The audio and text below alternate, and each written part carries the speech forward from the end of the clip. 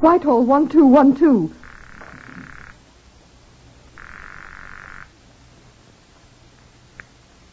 This is Scotland Yard.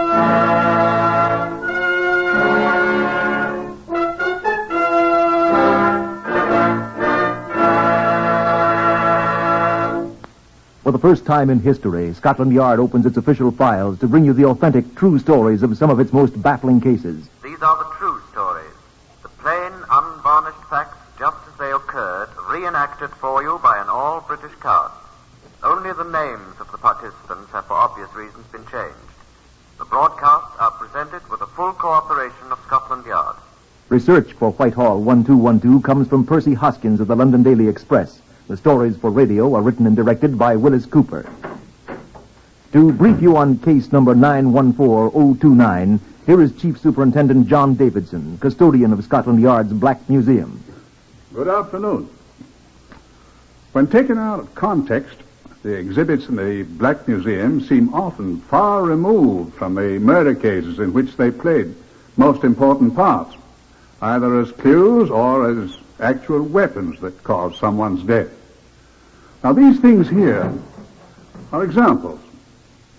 You would think that a set of false teeth, an upper plate to be exact, and a small bottle, which once contained about 2 grams of petrol, you would think that such a collection of items would have very little connection. But I assure you, you'd be wrong. They both had something to do with a woman's death by murder. She never dreamed that these familiar things would one day encompass her death. Nor could she have known they would be the death of her son, whom she loved. But they are here in the Black Museum today. They've done their part in committing a crime, and then in punishing it. Chief Inspector Leslie Cameron Underhill had a great deal to do with case number 914029. He will tell you more about it. I don't suppose one could say that a man has been hanged in England in a long time at least because he ran away leaving an unpaid hotel bill. But it is certainly a fact that an unpaid hotel bill was a contributing factor in this man's death. No, he was not hanged because he defrauded the hotel, but it is true that he might have escaped had he paid it.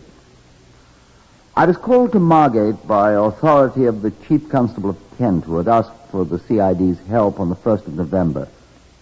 Inspector Charles Hatcher of the Margate Police told me what was happening. We've got him safe in jail on a charge of unlawfully obtaining credit. We shall be able to put our hands on him when we want him, all right? I don't understand what you need a CID man for on a charge like that one. A misdemeanor, Inspector? It isn't a misdemeanor we want him for, sir. What do you want him for? Murder. Oh. We can't prove it, of course, yet. So we can't charge the blatter. But as long as he's in jail, we can look about a bit. And we're hoping that perhaps you can find out if we're right in our suspicions, Mr. Underhill. I'm glad you know my name, Inspector. Eh? I got the impression you thought it was Holmes. Oh, really now, Inspector? Well, what's it all about? I know nothing, of course. Well, he did the hotel people, the Metropole here in Margate, out of, I remember perfectly, £8, 13 shillings, 11 halfpenny. Food and lodging for himself and the old lady for a week. Yeah? And then he got an advance of £40 in their insurance. Was she dead? Of course, in the fire. What fire? When her room caught on fire. When? Last week, the 23rd. What happened? She died? Suffocated. Carbon dioxide, smoke, etc. 2 doctors certified her dead by misadventure. Well, then... I don't understand it. He took her away to bury her, but instead he rushed up to Norwich. Buried her at Norwich? Her home was at Great Frensham, but he didn't go there. He went to Norwich. Yes, you said that. Well, Norwich is the headquarters of the insurance company. There he got an advance of £40, but he didn't bother to come back here and pay his bills. Oh, I see. And you went up and pinched him? He's in jail here now, awaiting trial on the fraud charge. Well, then... Well, we have an idea that the old lady didn't set herself on fire, accidentally. You think he murdered her for her insurance? With your assistance, we hope to prove that. Let me tell you what we already know. Now... excuse me. Who was the old lady who got murdered? Oh, I thought I told you, his mother.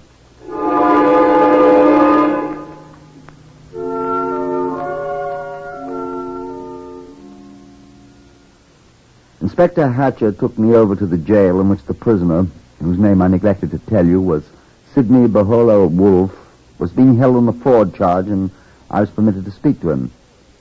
Now, I would remind you that according to the judge's rules, by which all prosecutions are conducted, an officer is forbidden to speak to a prisoner on any subject concerning the crime or misdemeanor with which he is presently charged.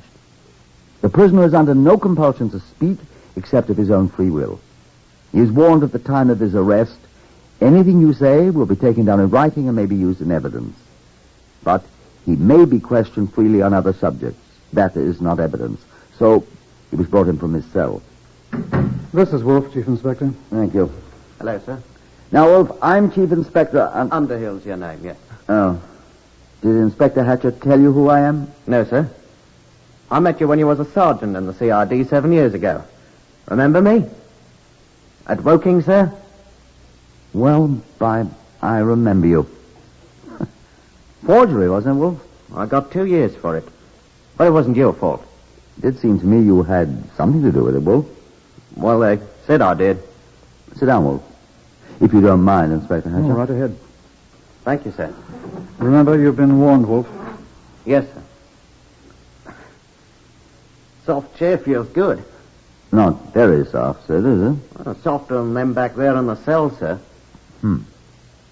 So you had your mother insured, Sid? I don't think we... It's a matter of record, Inspector. Right. Go ahead, sir. What about it, Sidney? I wish I could have afforded more. It was only £3,000. Where'd you get enough money for an insurance policy? Well, I generally get money when I need it badly enough. How long has this policy been enforced, Sid? Well, you might as well tell me. I can find out from the insurance company. Since the 22nd of April this year. You kept it paid up? Yes, sir. How have you and your mother been living? As I remember it, you two had a rather rough time in the past. We've had that. Go ahead and answer him, Wolfe. Well, I had a pension, sir. Oh, yes. 8 shillings a week from my disability in the war. And what about your mother?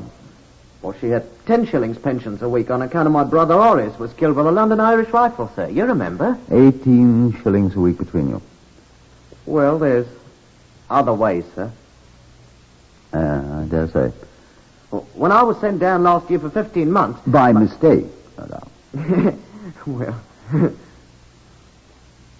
Well, Mother went to the Wickers when I was at Dartmoor. She was sick. Oh, I'm sorry. And then when you got out? Well, we came up here. A lot of other places before, though. I think I'd look up some of those other places if I were you, Hatcher. I'll just do that, Wolfe. When did you come here to Margate? About 10, 11 days ago. Where did you live? At the blasted Metropole. The place where your mother died. God rest her soul. Were you there when your mother was killed, Sidney? I tried to rescue her. I was overcome by the smoke. That was on the 22nd of October, wasn't it? 22nd of October at 9:07 in the evening. Was your hotel bill paid then? No, sir. Why? Because I hadn't any money. Wasn't next day, the 23rd, the 6th month after you'd taken out your insurance policy on your mother's life? Yes, sir. Did you have the money to pay that? No, sir. And so she died. Wasn't there double indemnity in case of accidental death, Sidney? Wasn't there? I think so. Curious coincidence, isn't it, Hatcher? What? She was killed on the last day her insurance policy was good. Wasn't she, Sidney? You're accusing me of murdering my mother. Uh-huh. Oh, I didn't. I didn't. I didn't have anything to do with it. How can you say such a thing? Why, Sidney, you were the one who said it. I didn't. You can't make me say I did. I didn't do it. It's a dirty lie. She died of her own self of suffocation, she did. Well, I even tried to pull her out. Oh, that's true, Inspector. Did you, Sidney? Why, I all but got my own self suffocated in the smoke. You did get quite a lungful of smoke. I nearly got myself killed. Well, now, let's not scream and shout, Sidney. I want to know what happened when your mother died, if you please. She was reading the newspaper, I told you. You didn't tell me that. What? Well, I've told everyone else. She was reading the newspaper and the paper caught fire from the gas heater. You said she was suffocated. So she was. I went right... Does paper make enough smoke to cause suffocation? Well, there was a lot of smoke, Chief Inspector. Enough to cause a person's death, do you suppose? Well, the easy chair caught on fire, too. I saw it after the fire brigade put it out. It was burned quite badly, made a lot of smoke. Her clothes were burned, too, I expect. Why, I don't recall that they were. Must have fallen away from the chair. That's right, sir. She fell out of the chair, away from the flames. Mother wasn't burned at all, suffocated by the smoke. That's what the doctor said. And where were you, Sidney?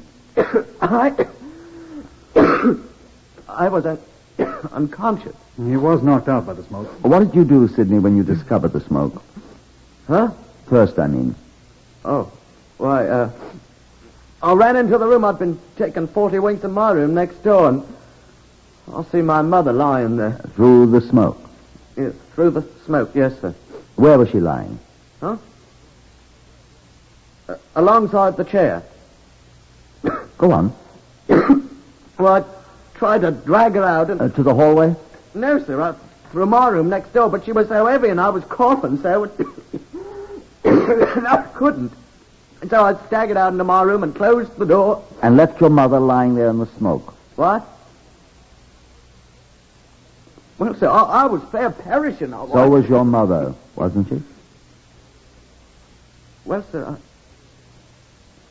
I didn't think. You left your mother unconscious on the floor of a smoke-filled room with the door closed and the place on fire.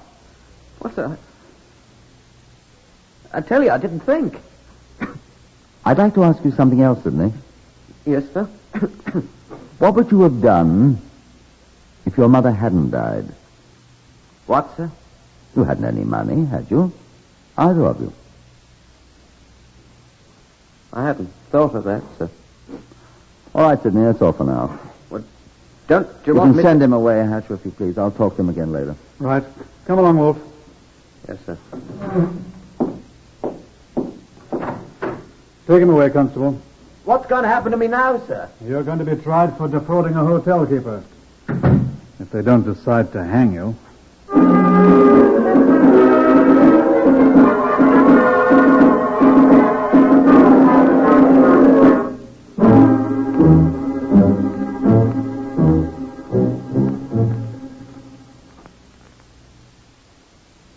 The crime of matricide is probably the most atrocious one I can think of. Because of its enormity, it's even more important that a man suspected of it be protected from guesses and inferences. Guilt or innocence must be established within a reasonable doubt before a man can be accused. It behooves those who pursue crime and criminals to walk softly. I talked to the man, Mr. Adam Gunn, who carried Mrs. Wolfe's body out of the hotel room the night of the fire. Adam Gunn, that's the name, sir. For Dunedin. Mr. Gunn, you're a guest at the Metropole Hotel. Aye. I understand you carried the body of that Mrs. Wolfe out of the fire the night... Aye, sir. I am that man. Was she dead then? I think she was, sir. At least when the doctor examined her after I laid her body on the pavement, he said she was. Of suffocation? So he said, sir. Was she burned? Her clothing or anything? Well, she didn't appear to be, sir. She was lying on the bed when I came in, and... I thought she was lying on the floor. I was the one that went in the room, Inspector. She was lying on the bed, a good 6 or 7 feet away from where the fire was smoldering, and... Smoldering? Aye. What was burning? Well, the bottom of the chair appeared to be, sir, and some papers beneath it. And the carpet? Oh, I don't know about that, sir. The room was quite full of smoke. Oh, it's no wonder she was suffocated. I nearly was. You had to open the door to get in? Aye. You saw no signs of her having been burned? No. She was unconscious, though? Aye. Where was Mrs. Wolfe's son? Oh, him. Oh, he was yammering and havering out in the hallway. I gathered the smoke had overcome him. He did say his mother was inside. With the doors closed? Aye, the one to the hall was locked, but the one to her son's room was only just shut. And you are sure she was unconscious at the time you found her? Okay. She was unconscious enough. What's funny? Well, I wouldn't say anything ill of the dead. But I think the old lady died happy. Well, what do you mean, Mr. Gunn? She was lying on an empty whiskey bottle, sir. She was drunk.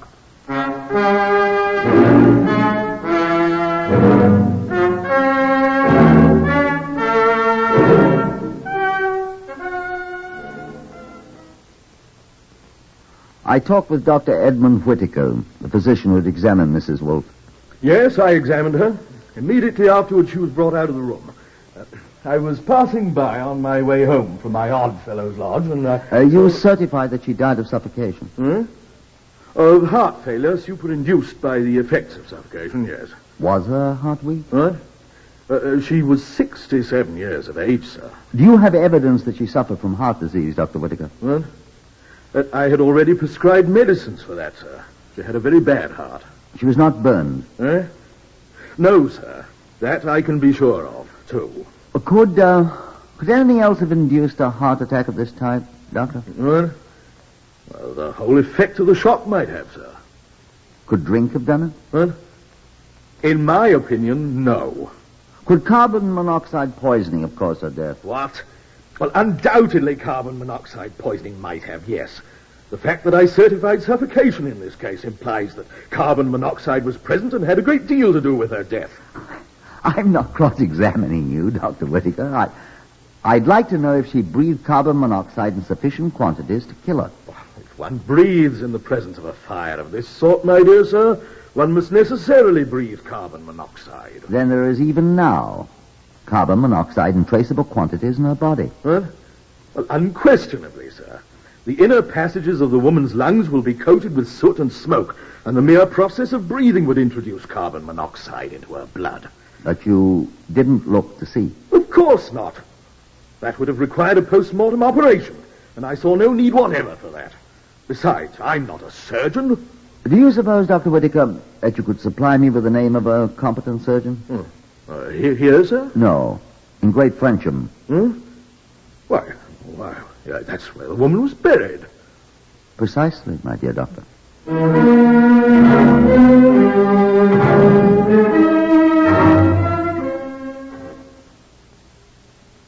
It wasn't necessary to find a surgeon at Great Frensham. I asked the Home Office, and they sent Sir Hubert Crosby, the best known of the Home Office pathologists, up there. A crew of local laborers conducted the exhumation, and the body was taken to a room in a temporarily vacant school building for the post-mortem. While Crosby went to work with his assistant, Hatcher and I studied the blackboards in the adjacent room. Takes me back to my kid days. Well, it doesn't take me back to mine. Why not, sir? We didn't have dead people in our schoolroom. Come to think of it, I don't believe we did either. Did have a master we often wished dead. Yes, one of those in every school. I wish that hotel manager hadn't been in such a hurry. What are you talking about? I went over there yesterday to have a look at the room where the old lady was burned up. She was suffocated, sir. Killed, let's say, till Crosby finds out. I went over there to have a look, and the blighter's got it all repaired already. That helps. Got new flooring put in, carpet before the gas fire replaced, the burned chair thrown out, everything cleaned up like new. What were you looking for? Evidence, old man, remember? Oh. I wonder if he threw it on the corporation dump.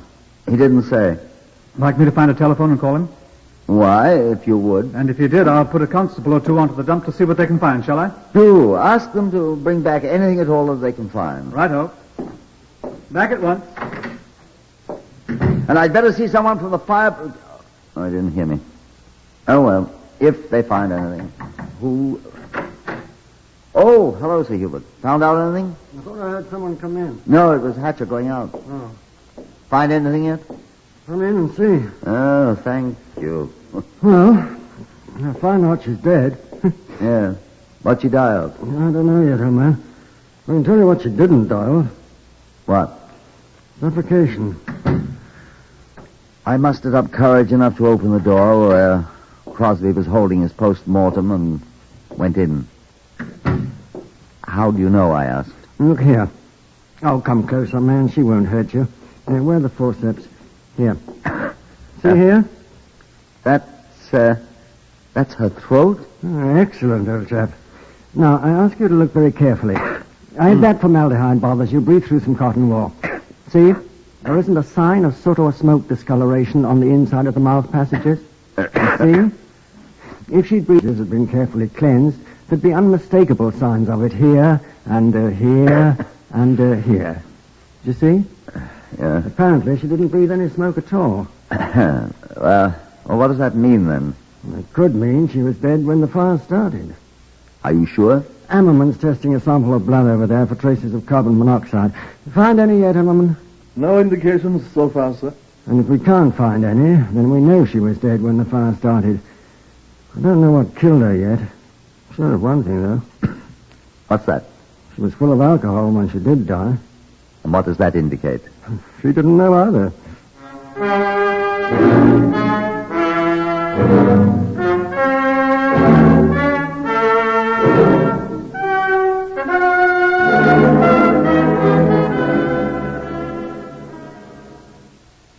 Sir Hubert Crosby returned to London and his laboratory that night with certain specimens he wanted to examine more thoroughly, and the remainder of the body of Mrs. Rose Wolfe was reburied in the churchyard at Great Frensham.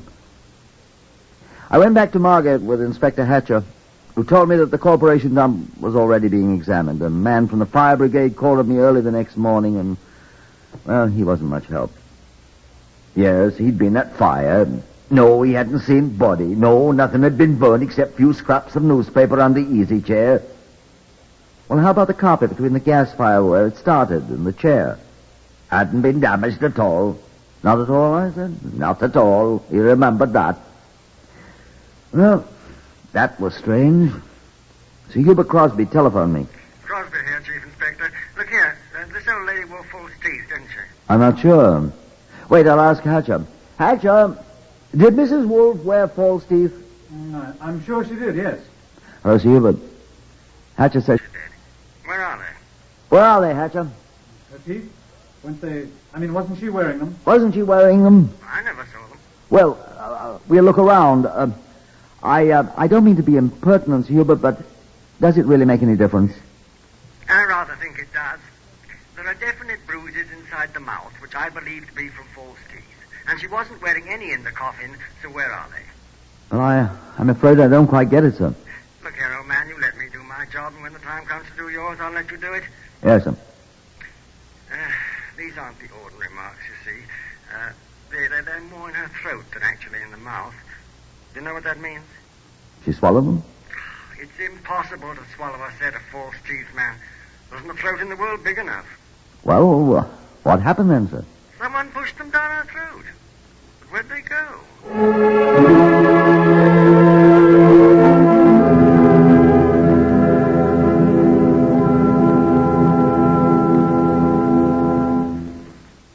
It was almost time to talk to Sidney Wolfe again, I told Inspector Hatcher. The information about him being up for obtaining unlawfully has got into the police gazette. He'll be wanted in half the towns in England when we get through with him. If we do. Forgery, too. I picked him up for that once. Yes, I remember. Uttering false checks, defrauding hotel keepers. He and his mother both. They've been living on their wits for years. What was he up for just before he came here? Seems he went to visit a widow, a friend of his mother, and walked out one evening after she'd gone to bed. They got him for one, then. Walked out, thoughtfully leaving the gas turned on. If she hadn't waked up and smelled it, he would have been down to Wandsworth long before this. I think he'll be there soon enough. I think we'd better telephone the Metropole. They should have some information by now. Oh, the hotel, yes. Come in. Constable Harris, sir, from the corporation dump. Yes, Harris. What'd you find out? We found a lady's dress, sir. Here. Oh, where was it? Where they throw the rubbish from the fire. Exact spot, the hotel dustman said. He remembered this dress, too. Recognized it, in fact. Whose is it? Mrs. Wolfe, sir, he says. Oh. He'd seen her wearing it that very day. She always stopped and had a word of greeting from him. Is he sure about it? Yes, sir. He'll testify to it. Oh, excuse me. Inspector Underhill here. Where were they? Are you sure they're the ones? Good. Send them over here at once. Thank you. Thank you very much. I beg your pardon? Oh, you have. Hers, of course. Would you send it over too, please? Yes, right away. Thank you. What is it, sir? Let's have Wolfe in here. Right. Go out and get him, Harris. Yes, sir. What was it, sir? The hotel people called us. They found something. Oh, what? Let's let Sidney Wolfe try to guess. Hello, Sidney. Bring him in here, Harris. Oh, no. Don't sit down, Sidney. We won't keep you long. I don't know anything. We'll see. Where are your mother's false teeth? You remember now, don't you, Sidney? She had them on. No, she didn't. You know perfectly well she always removed them and put them in a glass of water before she went to bed. She had them on. She didn't go to bed. She was sitting in the armchair. Not after she drank the whiskey, Sidney. The whiskey you bought her for a present.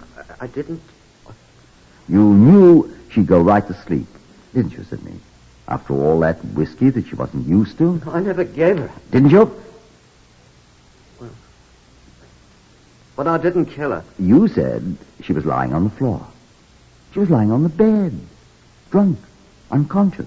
No. Wearing her dressing gown. Her dress hung up quite peacefully. No, I say. Quite unconscious from the liquor her son gave her and choked to death with her son's hand. No! It's true, Inspector Hatcher.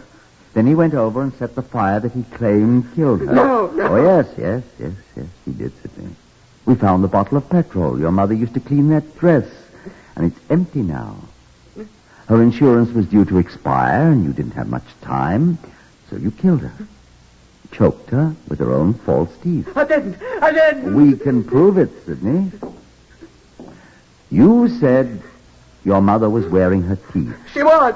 I seen him, I tell you. So you did, Sidney, when you choked her. You didn't notice they dropped out of her mouth afterwards, did you?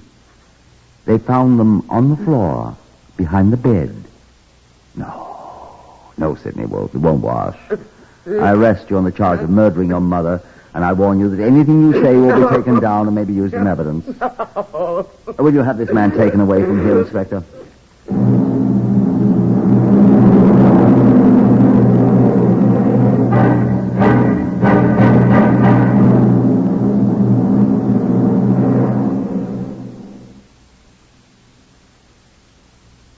Yes, of course he was found guilty. He was hanged at Wandsworth 37 days later. I wonder if the Lord did have mercy on his soul.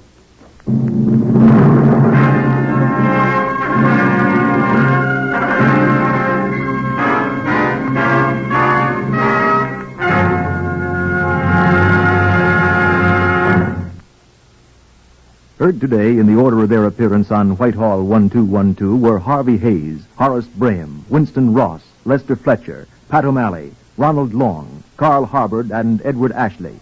Whitehall-1212 is written and directed by Willis Cooper.